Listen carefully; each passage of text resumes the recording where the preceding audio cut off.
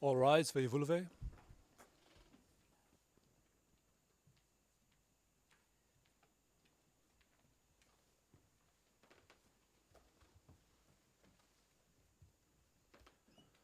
The International Residual Mechanism for Criminal Tribunals is now in session. L'audience du mécanisme international appelé à exercer les fonctions résiduelles des tribunaux pénaux est ouverte. Please be seated.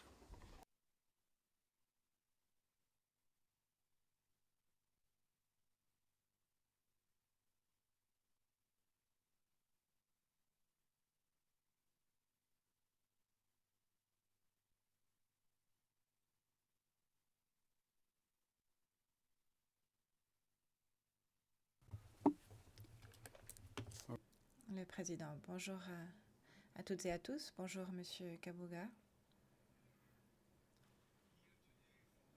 Nous sommes ici aujourd'hui suite à la décision de la Chambre d'appel du 7 août qui a confirmé la décision de la Chambre de première instance à la majorité que Monsieur Kabuga n'est pas apte à être jugé et qu'il est très peu probable qu'il le redevienne à l'avenir. En conséquence, la Chambre d'appel, notant la familiarité de la Chambre de première instance avec l'affaire et avec le régime de suivi médical, a renvoyé la question devant la Chambre de première instance avec l'instruction visant à imposer une suspension sine die de la procédure et de déterminer les modalités de cette suspension. La Chambre d'appel a également instruit la Chambre de première instance d'aborder rapidement la question de la détention provisoire de M. Kabuga et de prendre en compte les modalités appropriées ainsi que les conditions de sa libération. L'objet de l'audience d'aujourd'hui est d'obtenir les avis des parties sur ces questions clés, ainsi que de permettre aux parties de soulever des questions relatives à pertinentes pour une réunion de mise en état en application de l'article 69. Avant de commencer, je relève que M. Kabuga est présent aujourd'hui par visioconférence et on m'a également confirmé qu'il bénéficie de l'interprétation en langue Kinyarwanda. Hier, les parties et la Chambre de première instance ont eu une réunion de gestion du procès pour envisager la discussion d'aujourd'hui. La Chambre de première instance a programmé cette audience pour début septembre afin que ces questions clés puissent être examinées aux côtés du rapport conjoint, donc du dernier rapport conjoint de 3 experts médicaux indépendants qui ont été reçus par la Chambre le 31 août 2023. Les experts, en ligne avec leur dernier rapport, ont convenu qu'en raison d'une démence irréversible et progressant lentement, M. Kabuga continuait à ne pas avoir 4 capacités nécessaires pour une participation utile au procès, à savoir la capacité de comprendre la procédure, comprendre les éléments de preuve, instruire les conseils et témoigner. Ils ont convenu qu'à un niveau superficiel, ils retenaient les capacités pour introduire un plaidoyer, comprendre la nature des charges et comprendre les conséquences de la procédure. Les experts ont également convenu que sur la balance des probabilités, les capacités mentales de M. Kabuga ne s'amélioreraient pas à l'avenir dans une mesure où il pourrait introduire un plaidoyer et être jugé. Cependant, et c'est le point principal de désaccord entre les experts, le professeur Kennedy a indiqué que la possibilité que M. Kabuga redevienne suffisamment apte à être jugé ne pouvait pas être complètement exclue, tandis que le professeur Mézé considère que cela est fortement improbable.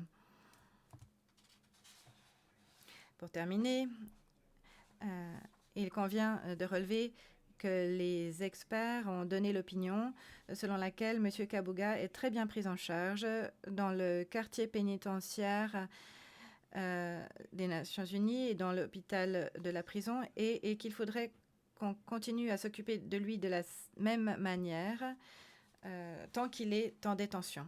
Avant de passer à la discussion des modalités de la suspension et de la libération, la Chambre de première instance souhaiterait commencer par aborder des questions en suspens au moment où M. Kabuga a été jugé inapte à être jugé et lorsque la procédure en cours a été suspendue. Je vais commencer par me concentrer sur des requêtes en suspens. Lors de la réunion de gestion du procès d'hier, la Chambre de première instance a demandé l'avis des parties sur ce qu'il fallait faire avec 4 requêtes en suspens relatives, premièrement, à une possible visite sur site, ensuite une requête d'admettre des éléments de preuve en application de l'article 110, une requête de versement direct à l'audience et une requête relative à la conclusion de la déposition de CAB 041. Il y a également une citation à comparaître confidentielle en suspens. S'agissant de la requête conjointe par rapport à une visite sur site, et donc je vais prendre ces requêtes une à une. Donc je me tourne vers les parties. Monsieur Elderkin, avant que je ne pose ma question, peut-être souhaitez-vous présenter votre équipe. Monsieur Elderkin, bonjour mesdames et messieurs les juges, bonjour à toutes les personnes qui suivent la procédure aujourd'hui pour l'accusation. Donc nous avons moi-même, la personne responsable de la gestion du procès, monsieur Thomas Legel, monsieur Rachid, madame Maria Lakasheva et Martha Bito Soli et Maître Altit. Puis-je vous demander la même chose? Président, bonjour madame, bonjour monsieur. Je suis accompagné de Dov Jacobs et quant à moi je suis Emmanuel Altit. Thank you very much. Le président, merci beaucoup. Monsieur Elderkin, par rapport à la requête conjointe aux fins d'une visite sur site, suite à d'autres discussions, est-ce qu'il est correct que celle-ci soit retirée sans préjudice si la procédure reprend? Maître Altit, avez-vous des commentaires à faire sur ce sujet?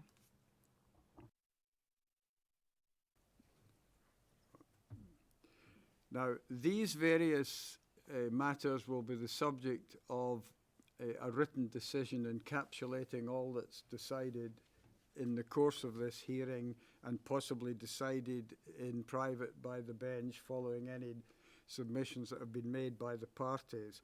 So I won't make a pronouncement of that decision, but you can take it that the written decision will contain the term, disposal. La décision écrite contiendra donc les termes proposés par monsieur Elderkin. Je passe maintenant à la requête consistant à verser des éléments de preuve en application de l'article 110. Monsieur Elderkin, est-ce que c'est quelque chose qui devrait être considéré comme nul et non avenu et rejeté? Monsieur Elderkin. Alors, pour... oui, c'est la même chose et j'attendrai la décision de versement direct à l'audience. Le juge, Maître Altit. Thank you. Le président, merci. La requête de versement direct à l'audience était une des questions où il y aurait probablement ou peut-être des avis différents. Il y a la possibilité de verser certains éléments de cette requête sur la base du fait que la défense n'aurait pas d'objection. Il n'y a pas eu de proposition selon laquelle les questions où il y aurait des objections soient admises, mais même pour ceux pour lesquels il n'y a pas d'objection, est-ce que vous pensez qu'il faudrait les verser? Monsieur Elderkin, eh bien, ce serait plutôt à vous d'en décider selon l'utilisation des ressources. Et je pense qu'il faudrait considérer que cette admission ou ce versement ait lieu et retirer certaines parties des éléments. Et donc, je pense que c'est peut-être la façon appropriée d'approcher le sujet, à savoir la question des ressources. Mais je m'en remets à vous. Le président, s'il y a une question non litigieuse au sein de cette requête, dont l'admission permettrait d'ajouter donc des éléments au récit historique relatif au génocide, eh bien ce serait bon d'identifier un tel document. Mais si l'on regarde ces éléments dans leur ensemble, la plus grande partie des éléments importants ont été versés. Monsieur Elderkin, effectivement, l'accès du public au dossier peut se faire par l'intermédiaire des archives judiciaires ou par l'intermédiaire de l'historique ici, donc par l'intermédiaire donc de la publication, des publications de l'accusation. Donc, pour l'instant, il faut qu'on réfléchisse à cette question. Le juge Bonamy, merci. Maître a-t-il des commentaires? Un commentaire bref. La position de la défense est la suivante. Nous pensons que la décision de la Chambre d'appel, que le jugement de la Chambre d'appel entraîne suspension de tous les actes procéduraux, relatifs aux questions de fond. Et par conséquent, nous pensons que cette question devrait être suspendue, elle aussi. Ça, c'est la question de principe. Maintenant, si votre Chambre devait se prononcer malgré tout sur les points non contentieux, la défense soumet que, comme cela ne lui porterait pas préjudice, il n'y a pas ici de questions particulières.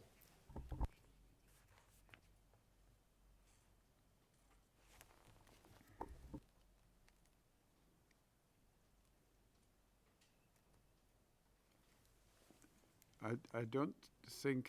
Le président, je ne suis pas sûre d'avoir complètement suivi ce que vous dites, Maître Altit.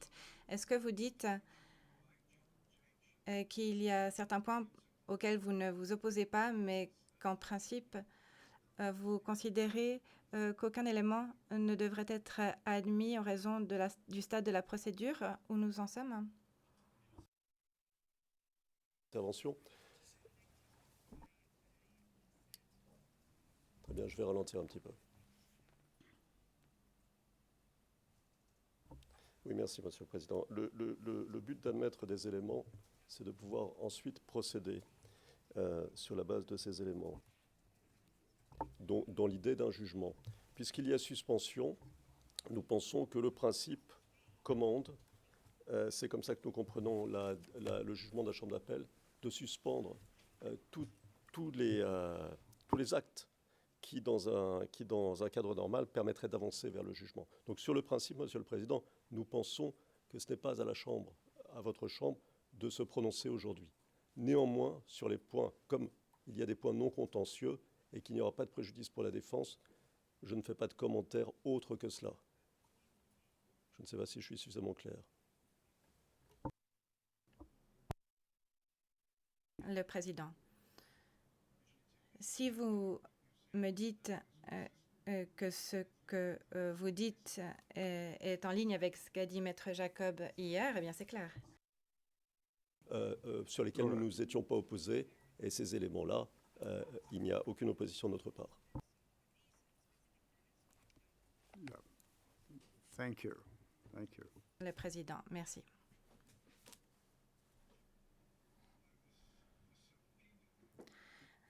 Pour la question de la citation à comparaître, il y a une requête écrite. Excusez-moi, je m'avance un petit peu. Avant de prendre la question de la citation à comparaître, La question relative au témoin CAB 041 qui déposait au moment où la procédure a été interrompue. Il y a une requête écrite devant la Chambre et en raison de cela, la Chambre doit libérer le témoin CAB 041 de prononcer la déclaration solennelle. Est-ce que c'est là la façon dont vous souhaitez procéder, Monsieur Elderkin? Monsieur Elderkin, suite à la discussion ou aux discussions d'hier, peut-être il faudrait simplement juger que sa déposition est terminée sans préjudice du fait que la procédure recommence. Donc, nous souhaiterons le libérer donc, de sa déposition. Le président. J'ai pris en compte le compte-rendu et j'ai lu que nous avons suspendu la déposition du témoin jusqu'à l'audience suivante. Et puis, j'ai dit au témoin qu'il était important qu'il ne parle de sa déposition avec personne avant que sa déposition ne soit terminée. Vous avez donc raison de dire qu'il faudrait le libérer des conséquences d'une violation de cette question.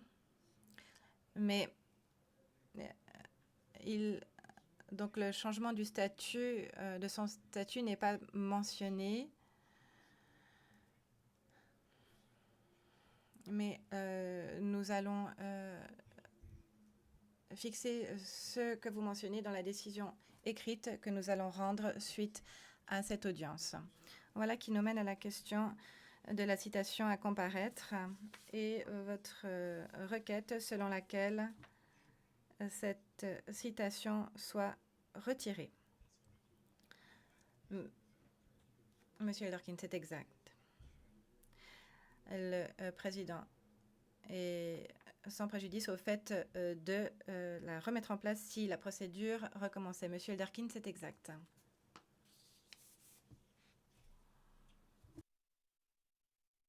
Mr. Maître Altit, I take it there's no... Maître Altit, vous n'avez pas d'objection à cette proposition?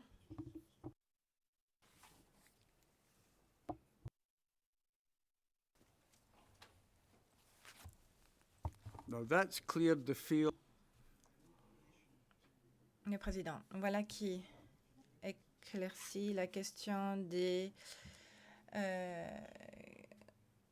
donc des questions qui avaient été interrompues par la suspension de la procédure.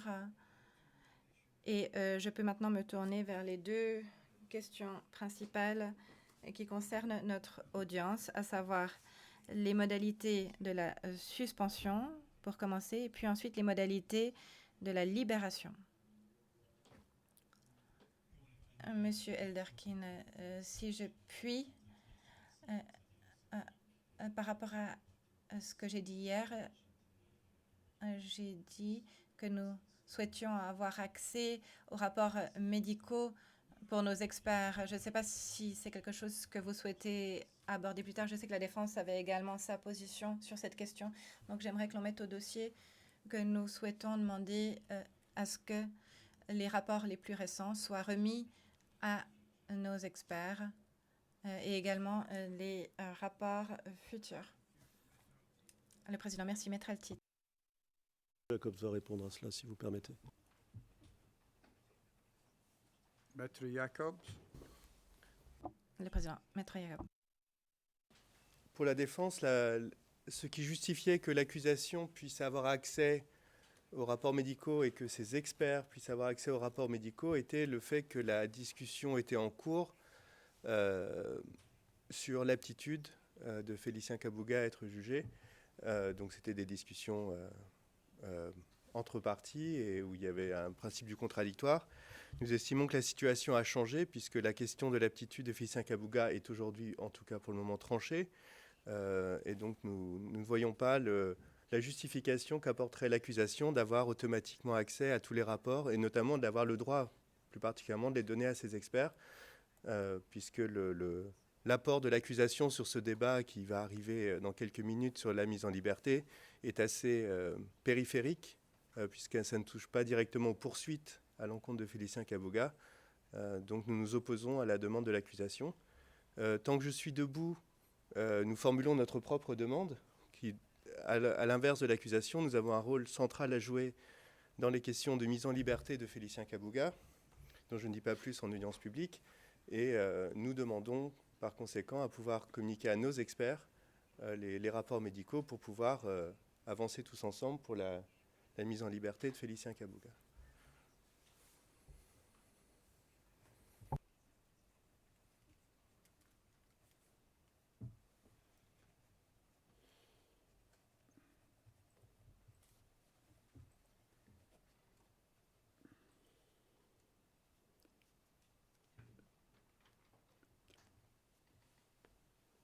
So you're opposed Le président, vous vous opposez donc au fait que les rapports soient remis à l'accusation, à moins qu'il y ait une raison spécifique pour cela. Pour que l'accusation puisse donner un avis sur la question de l'aptitude, ce qui était normal dans le cadre du contradictoire. Ici, nous ne sommes plus à cette étape procédurale. L'accusation n'a plus à donner son avis là tout de suite sur ces rapports, en tout cas dans le cadre d'une litigation, pardon, le mot ne vient pas en français. Donc, il faudrait que l'accusation justifie un peu plus pourquoi ces experts devraient avoir accès à ces rapports, dans le cadre de quelle discussion et de quel moment procédural ça serait justifié ici. Ce n'est pas automatique parce qu'ils l'ont eu avant de l'avoir maintenant, puisque le cadre procédural a changé depuis la décision de la Chambre d'appel et la décision de votre Chambre. on your own position. Le président. Mais pouvez-vous nous donner davantage de détails relatifs aux raisons pour lesquelles vous souhaitez obtenir les rapports auxquels l'accusation ne devrait, selon vous, pas avoir accès? La position de la défense et de l'accusation n'est pas la même à ce stade de la procédure, puisque la défense est active en tant que défense de Félicien Kabuga pour mettre en œuvre la prochaine étape, qui est la mise en liberté de Félicien Kabuga. Cette mise en liberté, à laquelle la défense participe pleinement, implique de devoir prendre en compte les circonstances médicales de Félicien Kabuga, que la défense qu'on puisse trouver, encore une fois, je ne peux pas en dire trop en audience publique, évidemment, mais qu'on puisse mettre en œuvre des conditions de mise en liberté qui prennent en compte la situation médicale. C'est notre rôle en tant que défense de prendre ça en compte et donc de voir ça avec nos experts pour trouver les meilleures conditions de mise en liberté pour Félicien Kabuga. Donc nous avons, juste pour conclure, une position très différente de l'accusation à ce stade des débats. Un rôle très différent qui justifie que nos experts puissent avoir accès aux rapports médicaux.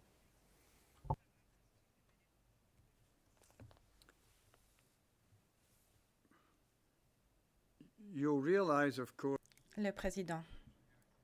Maître Jacobs, vous vous rendez bien compte que l'intérêt de l'accusation est très important, est en cours et continue dans cette affaire. Cette affaire est donc suspendue, elle n'est pas terminée et donc ils vont vouloir regarder de près le développement de la situation médicale et ils n'ont pas exclu le fait que la présentation des éléments de preuve reprenne. Et donc,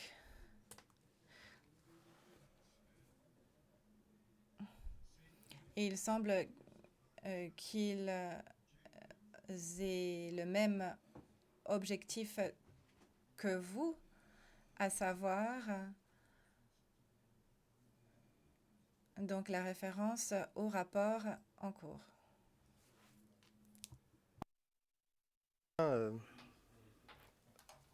Monsieur le Président, que l'accusation espère peut-être qu'un jour ça reprenne. Comme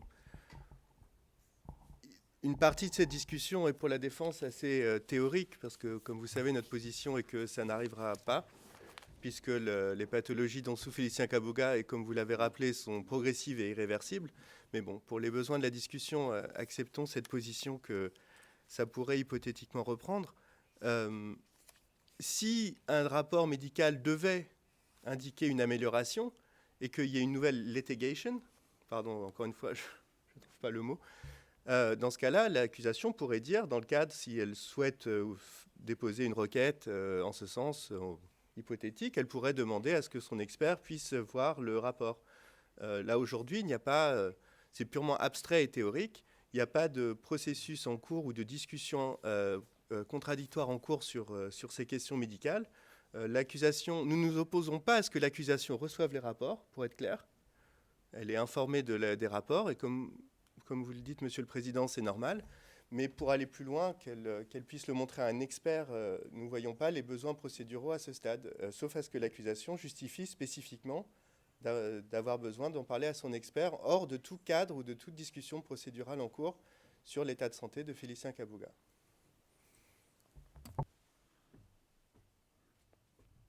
Thank you. Le Président, merci. Monsieur Elderkin, souhaitez-vous ajouter quelque chose? Je suis ravie d'avoir obtenu l'éclaircissement de la défense, à savoir qu'il ne s'oppose pas à ce que nous recevions les rapports en tant que partie. La teneur des rapports que nous avons reçus, que tout le monde a vus, comprend des éléments de nature technique et médicale qui donc sont complexes, et nous consultons notre expert pour comprendre ce qui figure dans le rapport, et nous souhaiterions continuer ainsi. Et je ne vois pas d'autre justification que celle-ci. Donc il s'agit d'un rapport de nature technique qu'il nous faut pouvoir comprendre, et c'est la raison pour laquelle nous avons un expert qui nous aide donc à comprendre la teneur de ces rapports. Le Président, merci.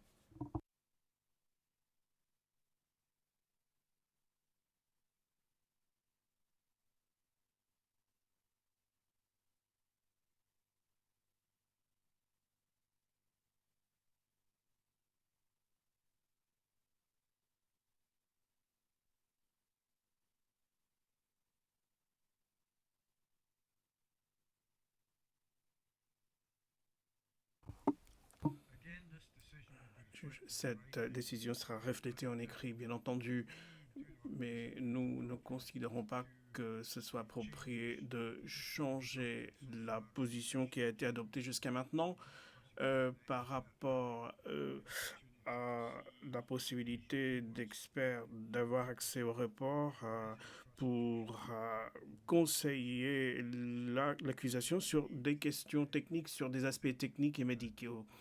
Nous pensons que la position par défaut devrait être la suivante. Il faut que ça se... Donc, dans le cas des régimes régime médical de surveillance, il faut que le rapport soit accessible, à moins que ce ne soit pas le cas pour une raison précise. Et je pense que dans une telle situation, les deux parties ont des intérêts qui sont différents, en fait. Donc, nous allons refléter cela de façon beaucoup plus spécifique dans les décisions écrites.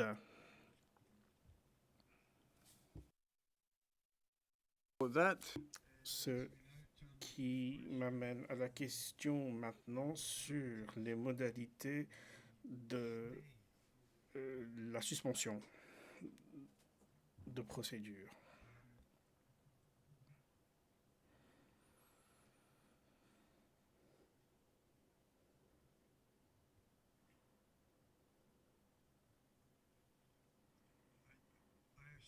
Je suppose que le mot modalité ne veut pas dire une suspension de procédure est tout à fait soumise à des règles habituelles du tribunal.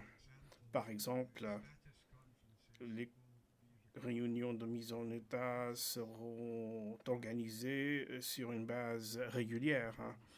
Et la situation globale de la santé de M. Kabuga sera également surveillée de façon constante. Cela s'est produit jusqu'à maintenant, je suppose.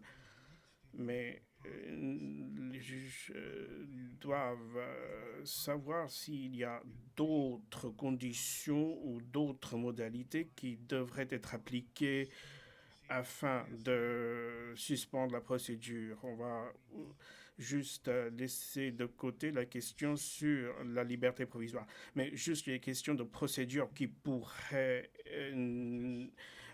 nécessiter une attention lors de la suspension de procédure. Monsieur Aderkin, avez-vous des points à soulever? Heureusement ou malheureusement, non. Je pense que les conférences d'état de mise en état et la surveillance de la santé, c'est les seules choses dont on a besoin pour le moment.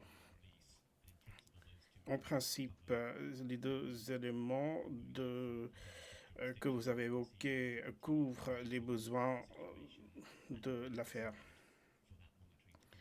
Donc il faut que la surveillance médicale se poursuive pour qu'on puisse bien savoir quelle est la situation. Maître Altit, vous avez des choses à ajouter? En général, je n'ai pas de commentaire, la défense n'a pas de commentaire particulier à ce stade de la procédure. Il est bien entendu que les choses évoluant, nous aurons probablement des choses à dire, mais pour l'instant, il nous semble que nous avons couvert ce qu'il nous fallait examiner. Sur la surveillance médicale, sur le monitoring continu, évidemment, nous sommes d'accord sur le principe. Il faut qu'il y ait une surveillance médicale continue.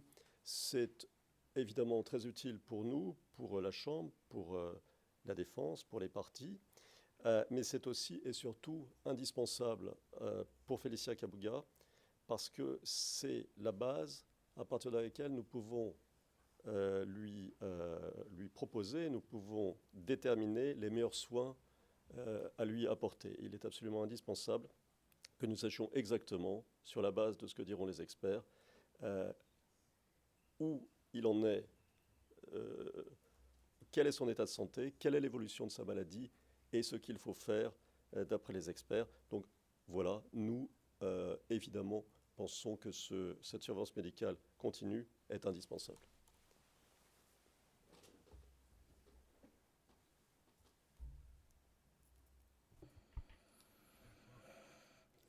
Le juge. Les partis sont d'accord. Le cycle de 6 mois devrait continuer, le cycle de surveillance de 6 mois devrait continuer, et cela semble évident à la Chambre que cela devrait continuer. Bien entendu, cela peut être modifié si les circonstances évoluent ou s'il y a des nouvelles évolutions concernant la libération. L'autre élément que nous devons prendre en compte lorsque nous parlons de la surveillance médicale, c'est est-ce qu'il faut des changements? Peut-être des petits changements ou des grands changements apportés au régime. C'est-à-dire, est-ce qu'il faut que ce soit sur un cycle de 6 mois? Hier, il y avait une indication donnée par l'accusation qu'il préfère le format des rapports suite aux examens. C'était des rapports plus succincts. C'est ce qu'il préférait, l'accusation. Maintenant, y a-t-il la Chambre estime que c'est une question qui mérite une attention et qui est liée en fait aux modalités de la suspension et comment nous pouvons être tenus au courant de la situation. Maintenant, y a-t-il d'autres éléments de cette nature liés au processus réel de régime de surveillance médicale que vous avez à suggérer qui devrait être changé, par exemple? Ou bien, pour le moment, est-ce que nous restons sur ce cycle de 6 mois? Monsieur Alderkin, vous avez la parole. Bon, écoutez, je pense à hier et la suggestion, la reconnaissance que j'ai faite, c'est on peut avoir un expert supplémentaire qui pourrait directement communiquer sans besoin d'interprétation avec Monsieur Kebuka. Ce n'est pas une requête, bien entendu, mais je pense que l'indépendance de ce panel et les décisions de composition doivent être faites par les juges. Mais cette idée a été émise hier et donc cela est pour votre considération. Oui, oui, tout à fait, Monsieur Alderkin. J'ai oublié cet élément et je vous présente mes excuses. Y a-t-il d'autres choses? Monsieur Altit, est-ce que vous voulez soulever quelque chose sur cette question? Enfin, de surveillance médicale, sur les modalités de la surveillance médicale, nous pensons qu'il est trop tôt pour proposer des modifications et qu'il faut aborder cette question de façon pragmatique en fonction de la manière dont Félicien Kabuga sera soigné, surveillé, dont on prendra soin de lui. Il est fort probable qu'il y aura des améliorations à apporter ou des adaptations à faire, mais aujourd'hui, ça me paraît beaucoup trop tôt pour en décider. Il me semble que le point important, c'est de faire en sorte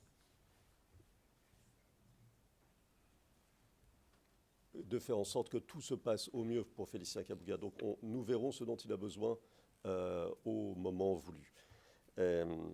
Donc sur le principe d'amélioration, oui, probablement. Sur le moment, c'est trop tôt aujourd'hui pour en discuter. Maintenant, sur la proposition ou sur la demande de l'accusation portant sur la présence d'un expert supplémentaire, évidemment, nous nous y opposons. Pour l'instant, les choses se passent bien avec les 3 experts. Ils interviennent maintenant depuis longtemps. Ils ont une excellente connaissance du dossier. Ils se sont prononcés à plusieurs reprises. Leur expertise nous a été, et je parle de... leur expertise a été particulièrement bénéfique et profitable aux partis et à la Chambre. Nous ne voyons pas du tout l'utilité d'ajouter à ces 3 experts qui sont des professionnels reconnus et dévoués un nouvel expert. Et j'ajouterai que nous avons une mauvaise expérience si la demande de l'accusation consiste à faire venir un expert du Rwanda. Nous avons une mauvaise expérience préexistante, donc nous nous opposons.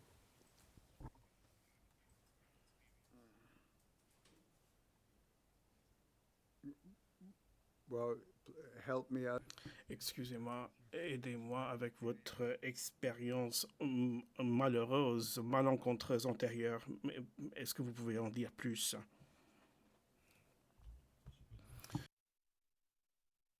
Le cœur de la question, mais oui, bien sûr. L'accusation a fait venir un expert rwandais qui s'était... Oh, you mean in this case? Donc vous dites dans cette affaire, vous dites dans cette affaire. Ah oui, oui, oui, vous n'avez pas besoin de dire quoi que ce soit sur cette question, c'est bon. Nous allons étudier cela lorsque le moment sera venu. Alors, nous devons également nous pencher sur la surveillance hebdomadaire. Nous devons être sûrs que nous utilisons le temps de façon efficace. Est-ce que vous serez préoccupé, Maître Altit, si nous demandons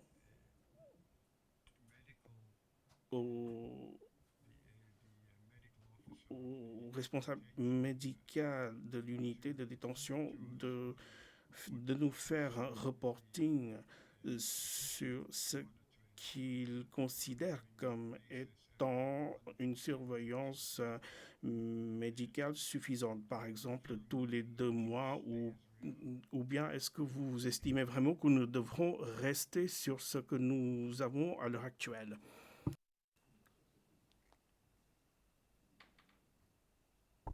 Merci, Monsieur le Président. Oui, c'est une bonne idée. Nous associons à cette idée qui ne peut qu'aller dans le sens de l'intérêt de Félicia Kabuga.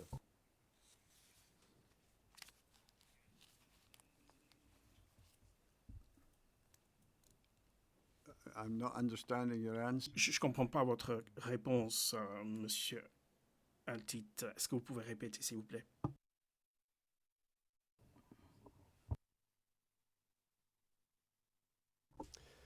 Nous pensons que l'idée est bonne, en principe, et je peux préciser, nous voulons évidemment être informés des rapports du responsable de l'unité médicale du centre pénitentiaire, mais nous pensons aussi qu'il pourrait y avoir un peu de souplesse, c'est-à-dire que s'il n'y a pas grand-chose à dire, eh bien, ce n'est pas la peine d'en dire trop. Maintenant, évidemment, s'il y a des choses utiles, voilà.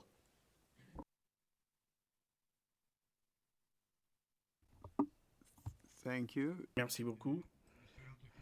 Monsieur Adekin, est-ce que vous êtes en désaccord avec ce que Monsieur Altit vient de dire, s'il vous plaît? Non, aucun désaccord, bien entendu. Il faut que le responsable médical s'exprime. Et je crois qu'il y a un système pour toute question urgente qui devrait être communiquée en fait à la défense. Et cette information n'a pas besoin d'être partagée avec vous.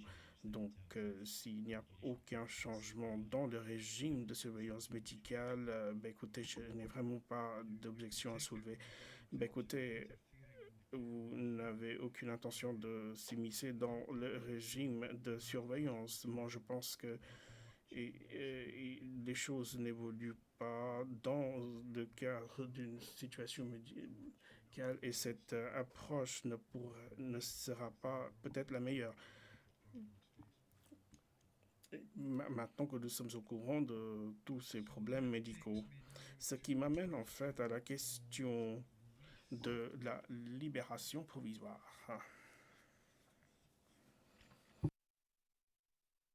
This is a priority. C'est une question prioritaire de la Chambre de première instance et cela va également être le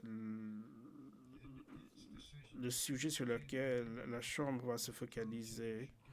La Chambre de première instance doit donner en fait doit donner une priorité à la question de libération de M. Cabral dans les conditions qui sont les plus appropriées. Il a également dit que les obstacles d'identifier un État qui acceptera M. Cabral sur son territoire ne sera pas la base de sa détention, de son détention continue. Au départ, la Chambre de première instance considère sa libération comme une libération provisoire où le mécanisme retient une juridiction sur cette affaire avec la possibilité de reprise de procédure. Donc, à ce stade, c'est vraiment en fait cette question est une question prioritaire pour la Chambre. Je pense que lorsque nous allons traiter cette question, nous allons d'abord entendre la défense et nous reconnaissons que l'accusation pourrait eux-mêmes soulever cette question sous forme d'une proposition, mais cela ne s'est pas produit jusqu'à maintenant dans cette affaire. Donc, Maître Altit, il y a la question, c'est Est-ce qu'il faut qu'on nous soit en audience publique ou privée? Vous devez me dire, mais la Chambre voudrait vraiment savoir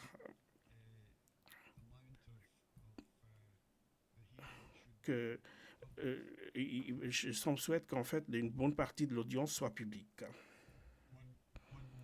Un moment, s'il vous plaît.